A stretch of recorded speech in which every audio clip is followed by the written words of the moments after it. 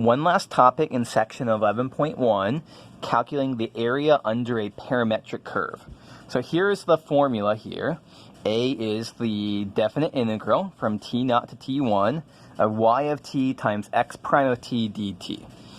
Just to draw a little picture to illustrate what's going on here.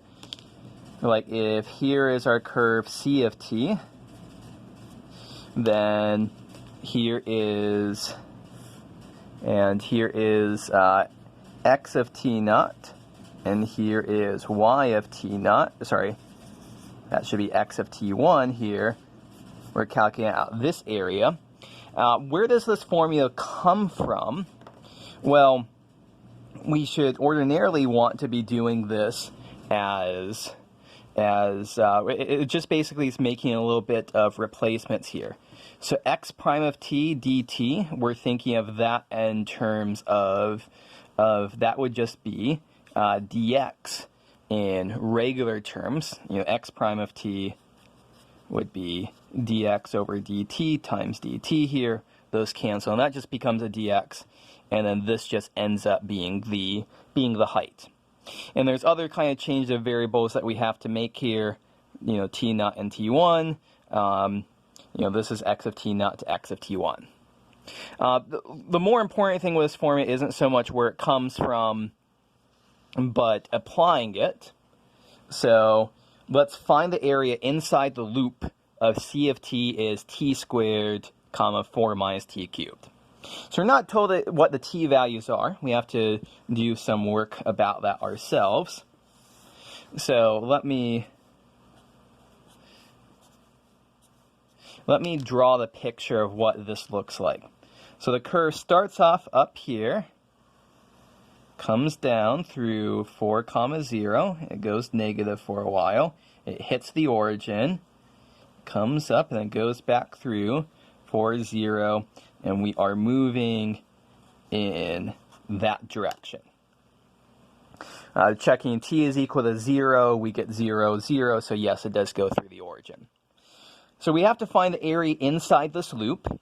So what we're going to do is we're going to calculate the area here. So this is the area under the curve above the axis, and then we'll just have to, this area here, then we'll just have to multiply our answer by 2 to get the overall area inside the loop. Okay, so what do we need to know now? We need to know we need to have some t values to figure out what's going on here. Where does the curve cross the x-axis? That would be when y is equal to 0. So that's 4t minus t cubed is equal to 0. If we factor this out, we get t times t minus 2 times 2 plus, I have to make sure I'm getting my signs right here. This should be t plus 2, and then 2 minus t here. The point is, this crosses at 3 times. T is equal to 0, minus 2, and plus 2. So minus 2, basically, t is negative here. T is minus 2 over here. T is plus 2 over here. T is, let me do that again. T is negative over here. T is minus 2 over here. T is 0 over here. T is 2 over here. And so our t values that we care about are going to be 0 to 2. So when we do this integral, we're going to be integrating from 0 to 2, y of t times x prime of t.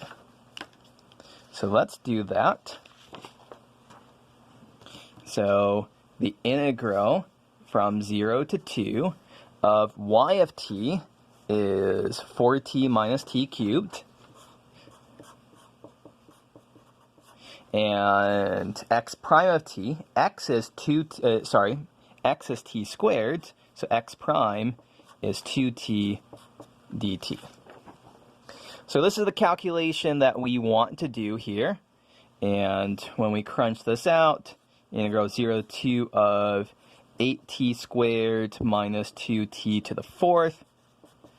And this ends up, I'm skipping steps here, 128 over 15.